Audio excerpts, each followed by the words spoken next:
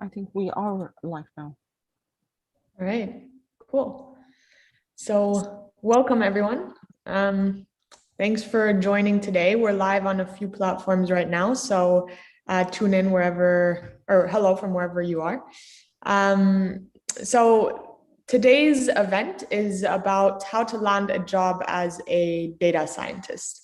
And it's going to be centered around two success stories of people within the Omdena community who can share their experience around the topic.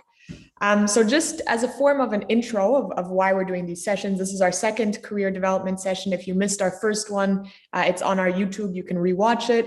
But this is the second career development session, as the first session started with a poll on social media. So people were interested in, our followers are for Omdena were interested in understanding or getting some career development tips.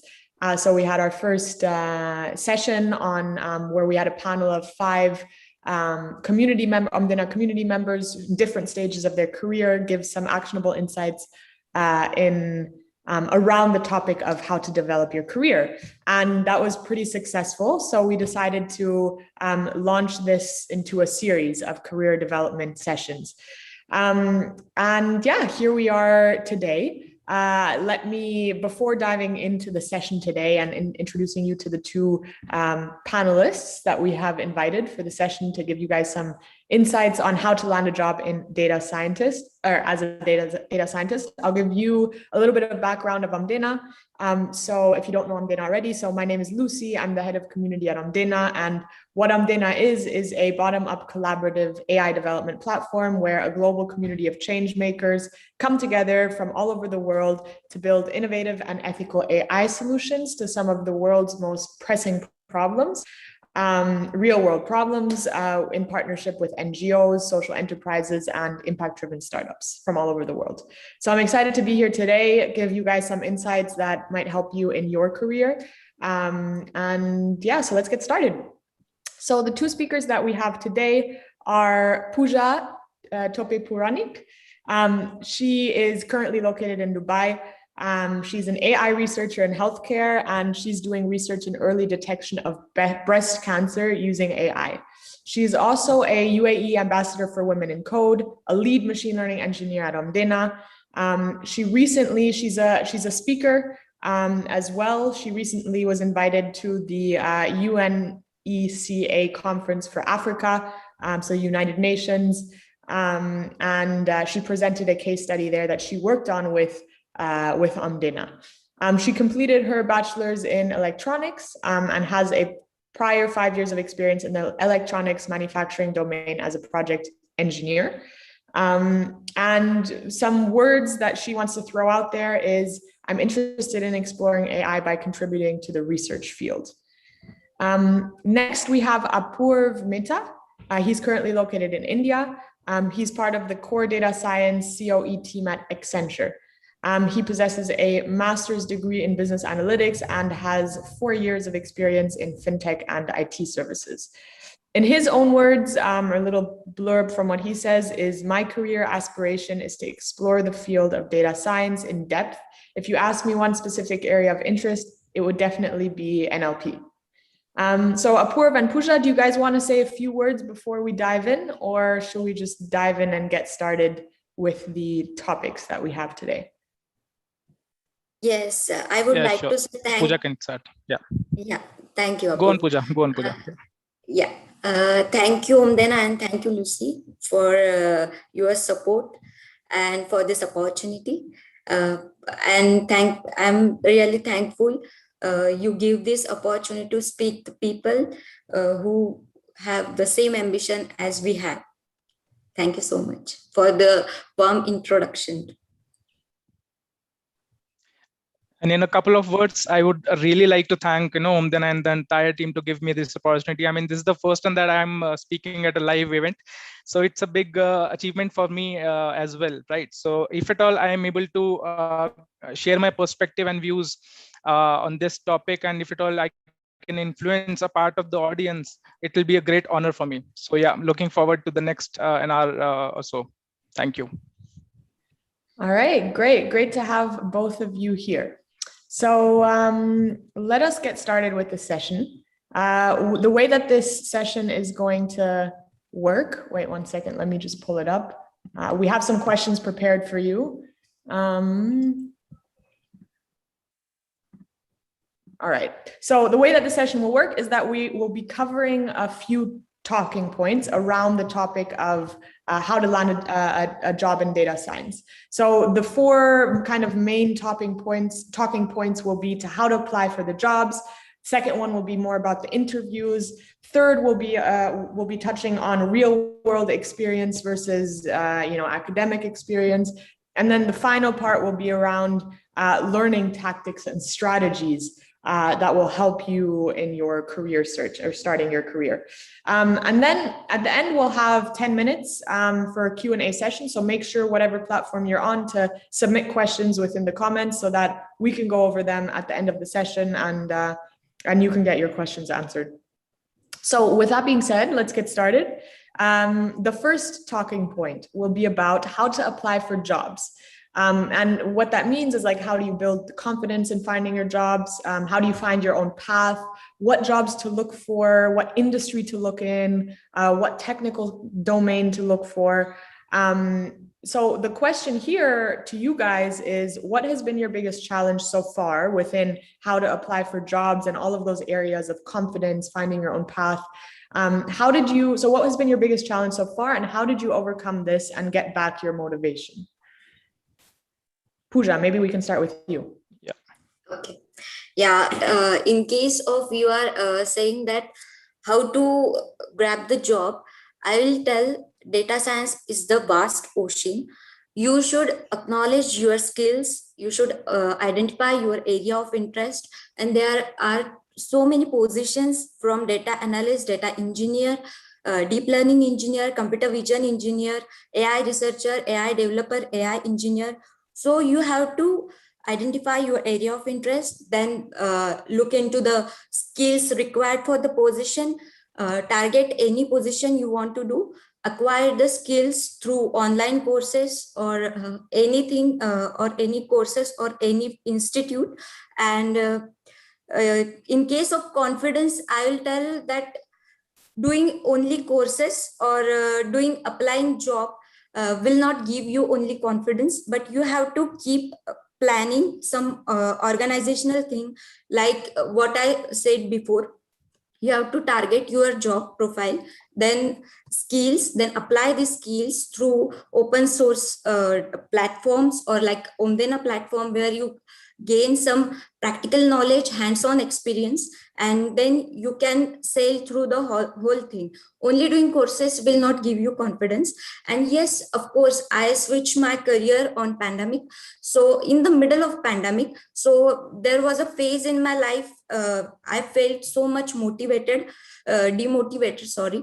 I felt like I was applying so many jobs. There was no reply from recruiter. I felt like what I was doing is right or not. There was so many self-doubting questions I was asking to myself.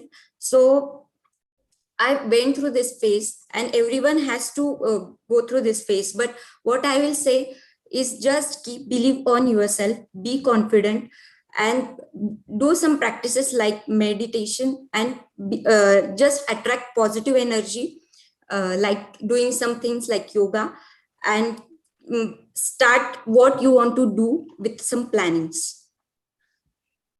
All right, that sounds very motivational. I have a few questions here. So when you say you changed your job in the middle of COVID for whatever reason, did you change industry or domain, or was it just you just had to look for a new job? What was the transition there? Actually, from beginning, I was attracted towards the AI, but I think in the pandemic, the booming of the AI was really huge, and so many courses were online, so many institutes were offering scholarships, free training courses. So I just grabbed that opportunity, and I landed this job. And what were you in tech before that, or was it like a big transition where you went from non-AI to AI? No, I was previously I was in a technical field. I did my electronics engineering. I just did upskilling. What? Yeah, we can say it's upskilling with new technologies. That's it. Okay. Okay, cool. And what would be your main point to leave when you say how to get back your motivation? So you said at some point during the pandemic when we were changing jobs, you lost your motivation and you had to get it back. What would be like one thing that you would say, like you could pinpoint that's what helped you get your motivation back? I think it's practicing meditation and like keep saying like you are the best in the world and you're gonna achieve what you want and you have to fight. You can't quit. And I was practicing it daily, I think, and that's I don't know, that magic happened, and that gave me some positive energy with some positive attitude. Nice. Yeah, motivating yourself, I think, is one of the best strategies to get over that. Yes. What about you, Apurv? Do you resonate with any of this, or do you have some other thoughts to the topic? Yeah, I mean, I completely resonate with the meditation and yoga thing, but to be very frank, I'm not a I'm not a regular person with that. But yeah, I do agree with that. I mean, it gives you a peace of mind, right? You can pursue your own dreams if you have the peace in your mind. But yeah, to answer your question, how to apply for jobs and the confidence part. So, I think there is no set pattern to look for a job in the data science domain. You can, to start with, you can obviously go search through various job websites. Like you have multiple job career websites like imjobs.com, naukri.com, or highrise.com. So there are multiple openings that you come across in the data science domain. So one thing, before uploading your CV or resume on these websites, so I would like to, mention that you have to focus on certain keywords, because the process is that whenever a recruiter has an account on these websites, he or she searches for a potential candidate in the data science domain.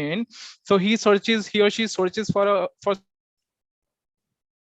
certain keywords. Like, so if at all you have done certain projects in data science, for example, you can use linear regression or data manipulation, ETL, or logistic regression, keywords like that. So you have done certain visualization. If you have done certain visualization, you can mention Tableau or Power BI or tools like that. So what that does is recruiter gets to know, I mean, the visibility of your candidate becomes magnificent, and the recruiter can approach you for a relevant position which you are looking for. So that's a very so that gives you a greater visibility.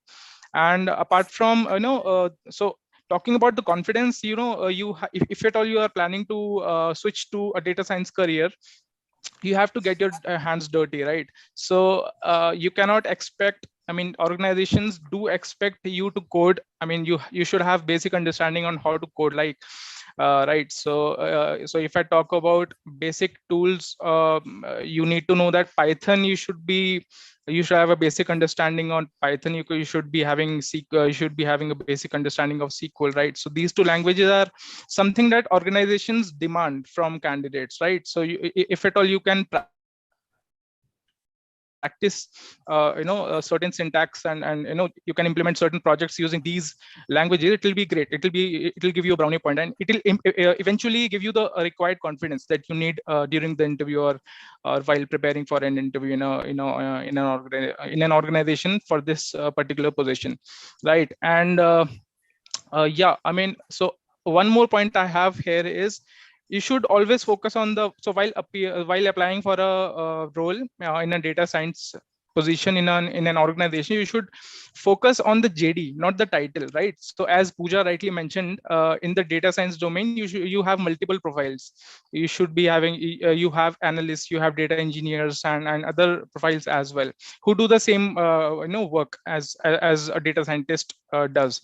So just focus on the JD, whatever whatever is there in the JD, does that match your aspirations? And if it does, you should definitely apply for that, even if it is not a data scientist title, even if it has no data scientist title in it. So the point is that you learn, if at all you are working as an analyst and you get to work on different latest technologies, like you get to work on AWS, you get to work on SQL, Python, R. So it will be, no less than working as a data scientist in any other organization. And yeah, the challenge, I mean, I don't have a predefined challenge that I can recall right now, but yeah, if you ask me for one challenge, so back when I was preparing to switch into the data science career, I did not have a clear direction, right? I did not have a proper mentorship who could guide me what all, where should I go, I mean, to prepare for a data science role. So that was, I mean, not having a clear direction back in my time was the biggest challenge that I had during this journey. Yeah, Lucy, that's all I had for this. All right, thanks for giving all that insight. And I want one last point that you touched on, which I think would be interesting before we move on to the next section, is about finding your own path. So you mentioned that, like, how did you guys go about, thinking about, what is the best path for me? What career do I want to start in? Now, like, how did you go through that thought process? Because you both are doing very different things. But I think a lot of people struggle in the beginning with understanding, like, what is my path? What is it that I want to do? Did you guys think about that at all during your career search, or? Yeah, definitely. I mean, it took me 3 long years to determine what I want to do, right? So it wasn't that, I did my undergraduate, I passed out from my undergraduation in 2015, right? So I worked for 3 years. And then when I, got to know that people, my friends are doing in these fields, right? So then I got to know that, yeah, this is something I want to do. I want to pursue, right? Okay. So that awareness came gradually. Yeah. Okay. So I think the main insight there is it took him 3 years. So yeah. Dedication, commitment, patience. I think those are kind of the main things that you need to. Pooja, do you have anything else to say to that? Yes, as I say earlier, I will say you should know what you want to do. And in case of a data science, you have to be clear what is your area of interest. Not in case of job profile, but expertise area. Like you want to go in healthcare, you want to go in energy, you want to go in oil or petroleum or anything else. There are tremendous application of AI nowadays. And you should be clear what you want to do with data science. And data science is not only thing you should just handling the data, giving just insight. It's more and beyond that. So you have to be clear, you have to be precise, you have to be keen about your area of interest, and that will lead you to follow your passion. Unless you will lost your interest, to be honest, data science is continuous learning. Not in my life, when I switched to the data science career path, my whole journey, there was no single day when I was not learned any new thing. And still it's continuously going on. I'm still learning now, and I think this is the beauty of this data science. And also I think if you do not want to learn continuous, please don't opt for it. All right. Thank you. Thanks for that. So I think we can move on to the next section here. I think the main points of insights that come from this section is just be patient, gain your confidence by distracting yourself with things that are good for your mind and for your body. And also that it takes, don't care about title in the beginning, because at the end of the day, you're going to learn something everywhere, and anything can lead you to where you want to go. So let us move on to the next section, which is about interviews. And I think this is a big point because, especially for data science, interviews are super tricky. Or, that's what they say, right? You have to do a lot of preparing. There's not just behavioral, it's also technical. So let's talk a little bit about interview and the best practices before and during interviews. Some talking points here are, what are some good skills to learn before the interview? How do you build a relevant project portfolio for your interview? And then how to actually perform well during the interview. Are there any tips that you guys can give? Maybe Apoorv, we can start with you here. Sure. I mean, this is, as you rightly mentioned, it is the most important part to get into a data scientist position in any organization, right? So I'll try to answer this into 4 parts. So first of all, I like to, I like to mention that any data science interview will have around 4 to 5 rounds, right? You should be well prepared for that. That if at all you are appearing for a data scientist interview in any reputed organization, you will be sitting there for hours, and there might be a case that you might end up with 4 to 5 rounds, right? So one important part here is aspirants don't really focus on the case studies and guesstimations which are there in every data scientist role, right?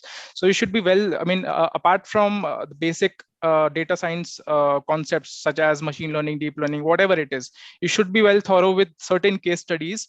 For example, if at all you are appearing for Amazon's or the Google and Flipkart, companies like that, so they might ask you relevant questions which are relevant to their business, right? They might ask you certain problem statement that our revenue year on year is decreasing. So what are your thought process? How will you go about finding a root cause analysis for this particular problem? So what they expect out of you is not the correct answer, but yeah, how you approach the answer and what is your thought process behind solving this particular business problem. So so that kind of a mindset you should have before you appear for the interview, and you can prepare. I mean, these case studies are very much available on internet. You can just download and go through the approach which they have mentioned. I mean, 10 to 15 case studies would be more than enough to appear for a single interview, right? And before appearing for the interview, just go through about the company. I mean, there should not be a case that an interviewer asks you if at all you have certain what is the industry that we are in, and you say that I don't know, I have not researched about it. So that thing should be made very clear to you before you appear for the interview. And from data science point of view, just go through websites such as HackerRank, LeetCode, SQL Zoo. There are multiple websites you can practice on, right? So you can practice SQL business problems from LeetCode and SQL Zoo. So so the point is you can practice from multiple websites to gain confidence. And one major tip that I want to give during the interview is that you should not focus on speedy answers, right? If at all an interviewer has given you a problem statement, so he is expecting you to give a thought process and then come about the answer. You should not be very hasty in terms of answering the question. So it is okay to not know the answer rather than give abrupt answers. So you should think through it. You should think through the problem statement. You should ask questions and then prepare yourself to maybe structure your answer. And yeah, so one tip is, if the interviewer is asking you 5 questions, you should be ready to ask 6 questions from him. Yeah, so that is it, Lucy, from my side for this particular talking point. Okay. I have some questions there, but I'll let Pooja go because maybe you have something else. Yeah. Before interview, I will say, be clear about your recruiting process. Just plan your whole days with ideas, how the things are going on. For communication, you should have a good knowledge about some verbal things.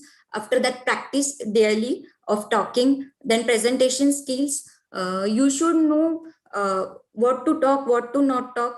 And most important thing is you should be prepared like general question, like recruiter ask nowadays, tell me about yourself, why we will give you this job, why we offer you this job. So you should be clear about this. And in case of during interview, I will tell you only one thing, that recruiter was not intended or not is intended to know your knowledge or know how much you are in that field. He just want to know how you are tackling the situation, how your confidence is going through whole the process, and how your problem solving skill and your communication skill is good. So you should practice that thing. In case of data science thing, I will tell you that don't do whole the things, just stick to basic and just revise some things daily. You should know the basic things, the basic concept, like what is linear algebra, what is its application. And in case of maintaining portfolio, I will tell you that not only certification will give you any job, you should know how to apply your skill, and how to acquire the skill. The education and acquiring skill is different thing. Acquiring skill will give you confidence and will give you the knowledge to share with recruiter or with uh, industry, to entering industry. So you should clear about that, and you should do Kaggle projects, like you should maintain your GitHub repositories. Then I will suggest that there are so many booklets like general questions or interview questions, one line questions. You should practice that. And in case of portfolio, I'll tell you, you should study your CV thoroughly. What the terms, like you have mentioned yourself, you should be clear. If you are saying that you are ethical AI applicant, so you should be clear about what is meant by ethical, what is mean by AI applicant in something area, what is AI application in that area, and what is mean by ethical applications. So you should be clear about that. Recruiter going to ask you, as Apurva said, 8 questions from one sentence. Just suppose that he is going to ask you, and be clear about it. I'll say nowadays social media is a great professional social media is great source of job hunting. So be clear about your LinkedIn profile. Be updated with your all knowledge, skills, your certifications, your article. Try to practice some writing articles about your knowledge, or if you doing some projects, please make any 1 or 2 posts regarding that, and tell to your LinkedIn network about it. And be professional on LinkedIn, which I have to mention right now, because sometimes I feel that professionalism is just absent there. So you should be professional, and you should use this social media for professionalism. Okay. And can I ask one question about, the point to how to actually perform well during an interview? Do you have any? I know a lot of people are worried about, how do they know whether or not the interview is going well while they're in it? Do you guys, and I know it's very hard to tell, of course, or predict that, but do you have any ideas, having gone through it, of like, how can you tell if your interview is going well? And is that like a strategy that you can use to relax yourself during the interview?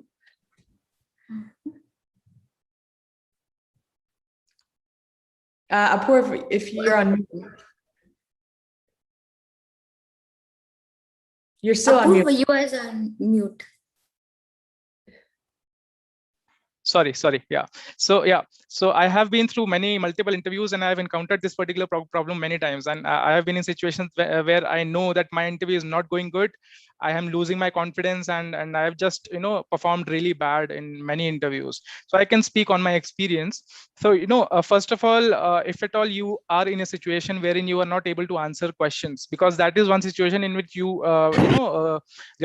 confidence and your body language just drops, right? So in that case, you can just have some water and just keep smiling. And if at all you are stuck in a particular question, you can just politely say that I'm not aware of this question. I'll get back and study this particular topic and get back to you, even if you don't get back to him, right? So that's a good answer to have, if at all you are in a position where you have no clue on the answer on the question, right? So yes, keeping smiling and have a smiling face, and please have some water with you, because it keeps you you're able to answer questions properly. So yeah, these 2 particular tips I have right now, but yeah, I'll just I can recall some other tips. Maybe Pooja can answer this question. In the meanwhile, I can recall some more tips which I have implemented in the past time. So that is all. And I actually think that's a good point that you mentioned, where, for example, if they ask you a question and you don't know the answer to it, instead of being flustered and giving an answer that you're not sure of, you actually say, you know, because you're also just a human and you don't have all Definitely. of the answers to everything. So you can just say, you know, I don't know the answer right now, but I'll get back to you, right? And for them, that shows that you have humility and that you don't like, you know, try, because then they're going to think about how's this person going to act when they're in the company with teammates and stuff like that. Exactly, and the judgment of the interview is not on the basis of how so the number of questions you were able to answer, right? So it is about how you know, how well you took the questions and how well you were able to maintain the body language and your confidence, even if you do, because in any business there are situations wherein you know, you are facing the client and you don't have an answer to his question, right? So in that particular scenario, you can't just let your body language drop. It will leave a bad impression on the whole company, not only you, right? So that is one trait that interviewers you know, expect out of you. Even if you are not aware of a question, you should not, you know, feel cluttered about it. You should tackle it strategically and with confidence. Yeah. Yes. And I just want to add something, that if you don't know anything and you just said abruptly anything, that will intended to you are not serious about your job, and it may be getting a bad impression of you. So be careful about it. And as I said, recruiter is not intended to know your knowledge. He just want to examine your confidence, your problem solving skills, and some soft skills. So you can't even say that if you are able to give all question properly and tackle the all questions properly, but you can't say that your interview is going very well or anything like that. If there are so many tactics in HR or this profile right now, they can ask you like this. Sometimes they just hammer you with some bad thing, or they just want to know your patience. There are so many tactics nowadays. So I will just say that be confident, and as Apurva said, uh, keep smiling, and just show them that yes, I'm okay with whatever which is thing going with me. I'm okay with it. I'm just confident. I'm a self-believing person, and uh, I'm going through it. And in case of interview, there are no indications like it is going best or bad or good, I think, because sometimes they ask questions, worst questions, that you even don't able to answer single questions, but still you get selected, because they just want to know your confidence. And if you tackle it, that I don't know thing, I will try to acquire it, and I'm able to learn it, and I will try to learn it. You are trying thing, or your self-confidence is most important thing in during whole interview. And as Apurva said, like water and things like deep breathing, then talking practice, then as I like said, before interview, just practice some general questions. So at least some questions would be there that you should be comfortable, and you are know their answers. In case of technical things, I'll say basics is the most important. And if you don't know, just say I don't know. As Apurva said, that's the most important thing. Okay, cool. Thank you. Thanks for that. So when it comes to interviews, what I'm hearing from you guys is basically, know the basics before you go in. You're not supposed to know everything. You're just a human. Yes. So if you don't know something, then that's okay. When it comes to your portfolio, you want to build something that's kind of relevant, but also showcases your skills and it's unique. And then during the interview, don't forget your water. I think that was a good point that Apurv brought up. Okay, so then next section is about real world experience early on versus doing a master's and PhD. So here, this question is about, does it make sense to just do your master's and PhD and then go into the field, or how early should you start with the real world experience? Do you guys have any thoughts on real world experience and how that's perceived by hiring managers? So yeah, so I would like to, I mean, Pooja, you want to start? You can go on, please. Yes, yes. Uh, I just want to say that nowadays only education is not a thing. Education with skill is the proper education. So if you are doing PhD, masters, it's good. It's okay. But if you are not having skills and you are doing education, then there is, sorry to say this, but this is not going to help you. And in case of doing real world experience, as I said, acquiring skills and doing some online courses, this is just thing. But how should you know that you acquire skill? You know the things.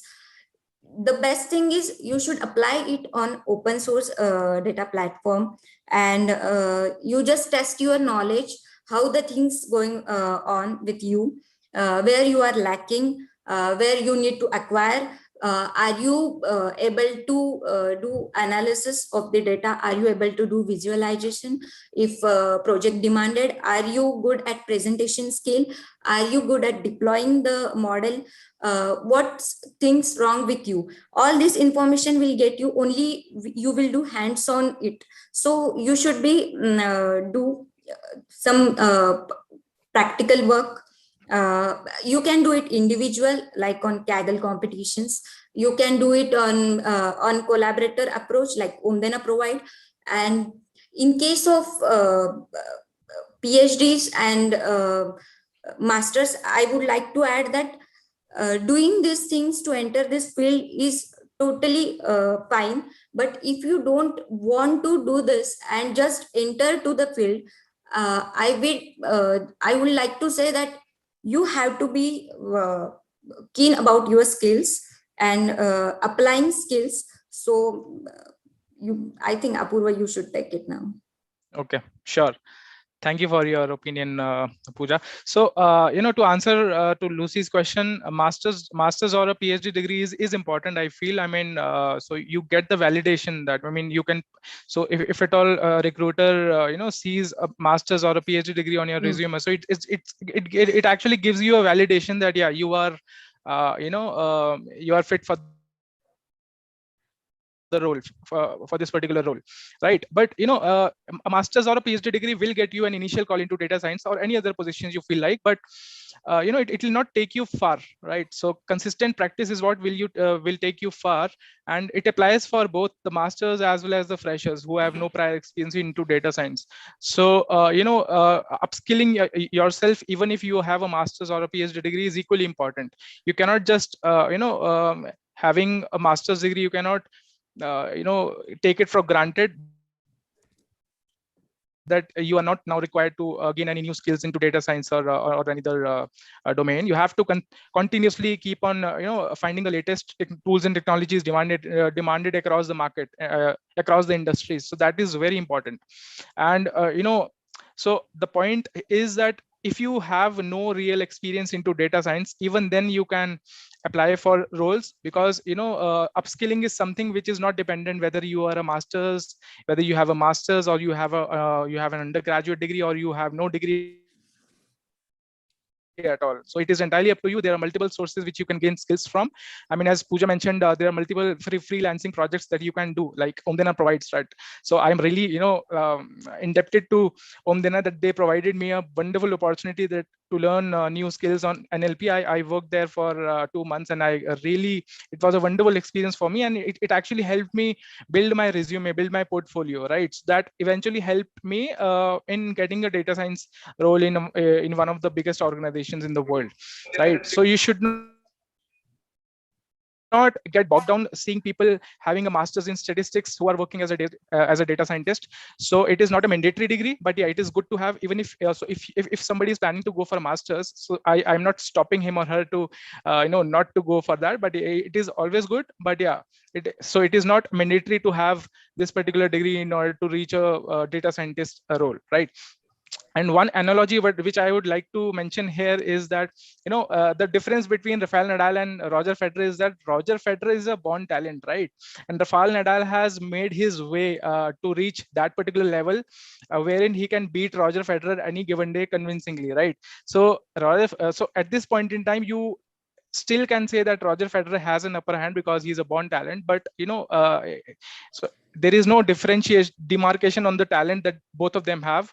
Nadal can beat Federer any day because he has consistently gained skills. He has spent hours and days and years into tennis to learn tennis and to compete with the best. So you can also reach that particular position wherein you are competing with established data scientists, or you can even beat them convincingly in terms of your work ethics and in terms of your learning.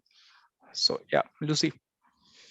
All right, thanks. So, and Pooja, do you have any additional thoughts onto that? Yes. I just like to say that Apurva point out there is no particular time after doing some upskilling or like PhD masters that you are ideal candidate to apply.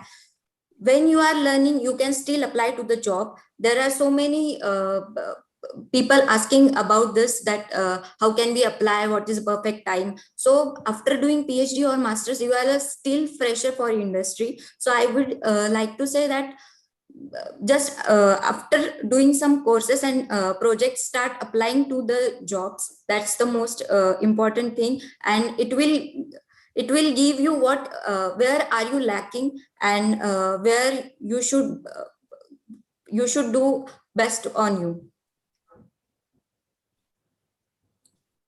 All right, cool. And what about, so do the both of you have a master's or PhD, or what's your academic background? You kind of speak from experience? I have a master's, Lucy, and so that is why I was able to say that a master's can help you fetch an initial call. Mm-hmm. But yeah, it is not a mandatory one to have. It depends on the individual. It depends on your aspirations, your ambitions. Not everybody is in a position to have a master's degree in place, right? So it depends on where you stand currently, what background you have. So it's a personalized choice. Mm-hmm. I don't have masters. I have just bachelor's degree, but I think that doesn't create difference if you are able to learn the proper skill, and you are happy to learn every day. Okay, cool. I think I think you guys summarized it pretty much, and it seems like you kind of had the same ideas about the importance of real world experience, but also to getting your foot in the door. When it comes to getting your foot in the door, then masters and PhDs are something that are valuable.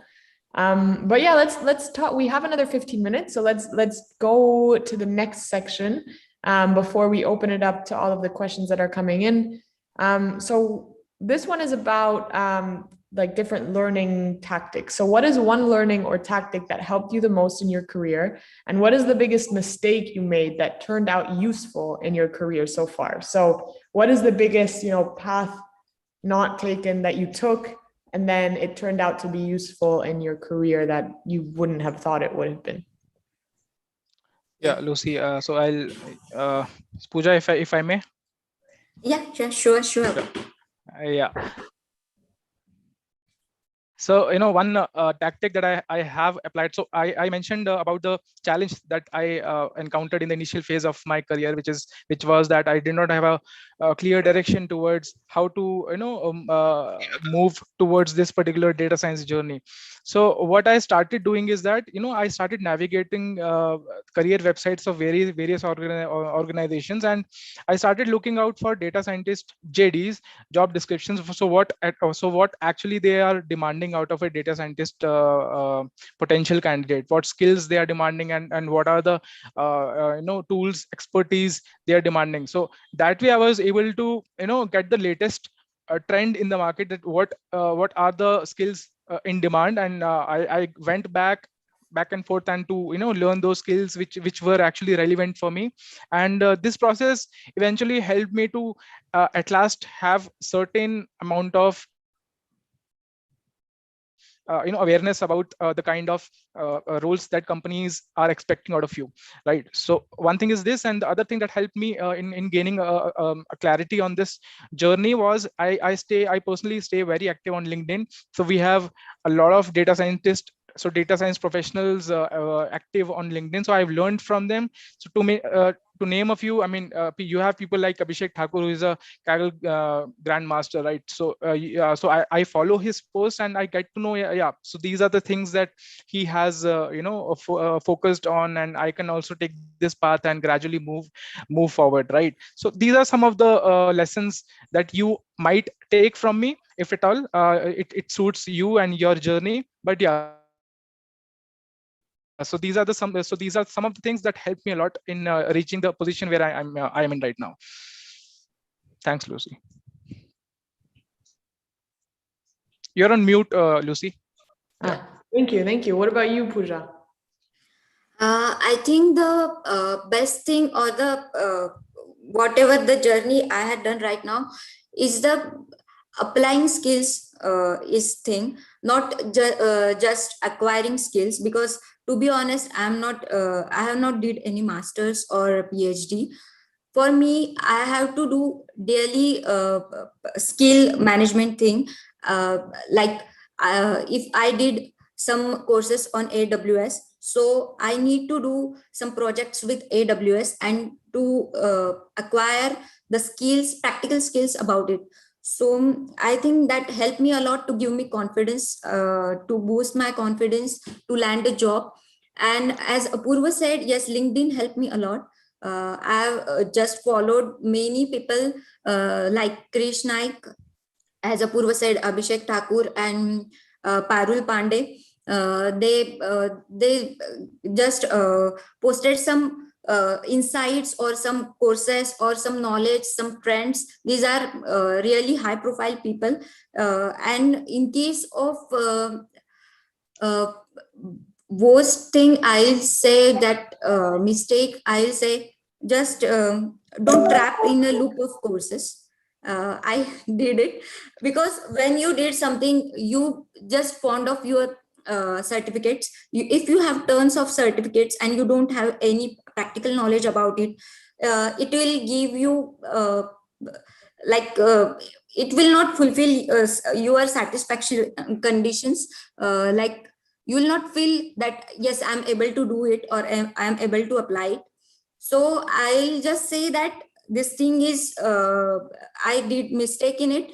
Whenever I see that there is a free courses, there is a discount on some courses, I just enrolled myself to that courses. But after doing completing it, I feel like really what I gain from this course, right? So don't just trap in loop. In fact, in LinkedIn, we have seen that so many people just posting about certification, they did this, they did this. But what actually you acquired, you have to show with practical knowledge, as I have to say. And in case of best thing, as Apurva said, you have to continuous explore the area you want to go. Like in if I want to go healthcare, there then how many things, or how many trends, how many technologies, how many companies are in this trend, or how many research papers is going on. Research paper helped me a lot about this, because some high level knowledge after reading research paper will give you insights about where you should stand about your knowledge, and where you have to back up yourself. So I think reading some research papers, some magazines, LinkedIn's, some website like Towards Data Science, and Medium helped me a lot about it. And some talk shows like OSCD and AI Plus training helped me a lot in these things. There were so many workshops were happening, and still they are ongoing. So you can grab this opportunity to learn yourself. And I just want to say that 3 hours of workshop will give you so much knowledge and skills about any field or any particular topic. So just go through it if you have any chance to go through it. All right. And what about like some surprising things that you guys have learned along the way that you would have never thought would have helped you? Do you have some examples about that? I have learned to stay calm and composed, even if, I mean, I failed in many interviews. So the endurance is one particular trait that I have learned during this journey. I mean, it actually wasn't a a very smooth journey for me to get into data science from a product role. So yeah, the endurance and being and having that required perseverance is one are two of the most important traits that I have learned during this journey, which otherwise would not have been possible, right? You learn from your experiences, and if you have no experience, so where will that learning come from? I agree with that. All right, Pooja, do you have any other shots, or should we open it up to the audience for their questions? Yes, I think we should go with Q&A. All right. Okay. So thanks for all of those responses. I hope that everybody in the audience learned a little bit about kind of these different areas that everybody's going through. So when it comes to Q&A, we have a few questions that we've collected from the audience. Let's start with the first one. So does AWS or Azure certification add value to your CV, or similar certificates? Do they add value to your CV? I would like to say, yes, it adds, but what skills or what knowledge you acquired, you should able to apply it in your case studies or in projects. You should able to tackle the proper business problem through that certificate. So then it will actual value addition to your resume, I think, and your knowledge too. Okay, so it should be something that comes along with your real world experience. Yes, it comes. Yes, exactly. And I just want to say, AWS, it's just a software. If the organization required it, it's totally fine. If they want Microsoft Azure, then what you will do, right? There are so many demands from different organizations. So I think you should do just basic courses, and you should know how to use it. That's it. Okay. Okay, and then the next question would be about, nowadays most universities offer online master's degrees in data science. How about its acceptance level at corporate? Does it give benefits in the job hunting? So how, I guess, legitimate are they in the job hunt? Lucy, can you repeat the question? I missed your question in the outset. Okay, most universities offer online master's degrees in data science. Yeah. How about its acceptance level in the corporate world? So, online masters are okay. I mean, as you said, corporates do accept any kind of masters, but it's all about the experience.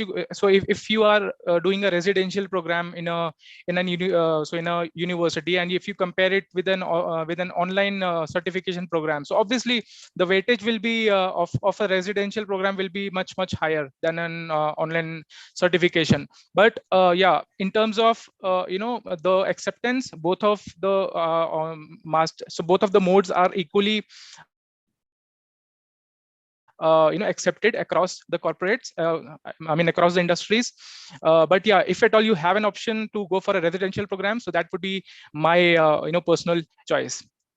But okay, don't hesitate in if at all you don't have a choice between the two, you can go for an online master's program, but just focus on the learning that you gain throughout the program. That is what going to matter at the end. Just remember that. Okay. Pooja, do you have anything else to that or no? Yes, I think Apurva covered it. Okay. So next question. because of the pandemic, there is, I think, online trend is going on. You have to do all the things online, and now you should get normalized with this trend. Okay. Okay. Awesome. All right. Next is roughly how many applications and interviews did the both of you need to make prior to getting your first job in the industry? There is no specific number that I can give you, right? I mean, people do crack in the first application itself. It is all about, I mean, our second talking point was exactly based on this, right? So how well are you prepared before the interview, right? So if you are well prepared, if you have so decent knowledge about the company you are applying to, if you have practiced enough, that you have confidence that yeah, any problem you are faced with, for example, if you are given a business problem to implement in Python, if you are given a a data,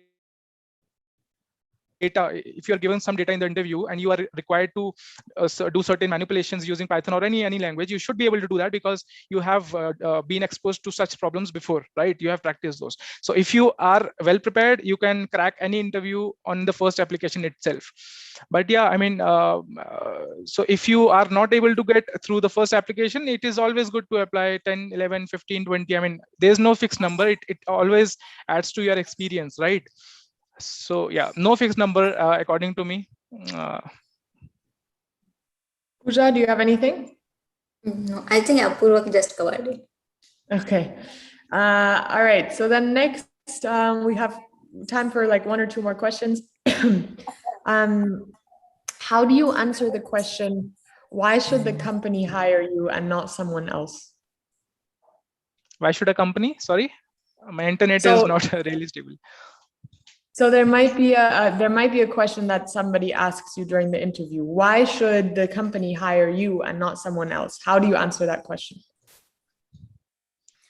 I think then you should know the proper job description, and when you will give answer, you should know them that you are having all the proper what can I say, skills, or you are acknowledge all sub tools, and in personal case, I will say be clear about your strong points, weak points, and put strong points in front of them, and where you are weak, you should able to interpret them as you can do it by you can overcome your weak points, and I think that will make some positive things to your answers, and I think you will nail it.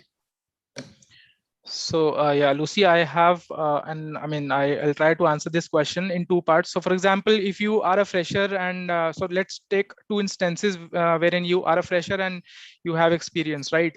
So so when you are fresher and you are applying for a data scientist role, let's just stick to data scientist position right now. So these kind of questions will not really come to you if you are a fresher, because they know that you are coming directly from the college. But if at all, the questions is put to you, you can just say that I have the capability to understand things, and I have done certain projects to get through I mean, this journey, and before appearing in this interview, I've done a lot of research regarding this position. So that way the interviewer does get to know that yeah, you have that alacrity in the role, and you are you might be a right fit. I mean, just through the dedication you have shown in the past. So that is, I mean, one random point that I can make for a fresher. Obviously, I can refine this question, and whosoever has asked this question can just come back to me, and we'll have a chit chat about it. And so the second part is when you are a experienced guy, so you can if you are put a question that why should we hire you and not somebody else, so you can say that I have been exposed to problems like, I mean, so I have been exposed to data science problems in my previous work experience, and I possess that capability of handling such problems, and so that way I can bring my experience in previous varied roles to this particular organization, and to to benefit the organization as a whole. So yeah, I mean, answers such as these will show you that you are ready to get hired and you are ready to contribute to the organization. You should not say that I'll be better than him or her in this particular respect, right? You should always try to validate your learnings, validate your experience, and how your prior experience is going to help the next organization which you are applying for. So that I think would be a better answer to this question. Yes, and I'll just add a sentence. Just willingness to learn is the most important thing, and you should uh, interpret your answer in that way that uh, you the positive attitude with willingness to learn, that will make recruiter that yes, he or she is capable to doing this, and that's it. Because there is no ideal answer for this. Everyone is unique and everyone has some positive negative points. As I said earlier, put positive side, positive skills or positive points of you in front of them, and I think that will make sense. All right. All right. Well, thank you so much for your responses. The time is up. But for any other, there are a few other questions that came in, but for any of those, we will answer them in subsequent events. Or a good point that Apoorv mentioned is Apoorv and Pooja, you guys can just reach out to them on LinkedIn. I'm sure they'd be happy to answer any questions that you have. But yeah, thanks for joining and thanks for asking your questions. I hope it was insightful for everyone. A recording of this will be put on YouTube as well for you guys to see later on and revert back to. But yeah, thanks everyone for your time. Thank you, Pooja and Apoorv, and I hope everybody has a good day. Yeah. Thank you, Lucy. Thank you so much, everyone. Thank you. Yeah. Bye. Thank you.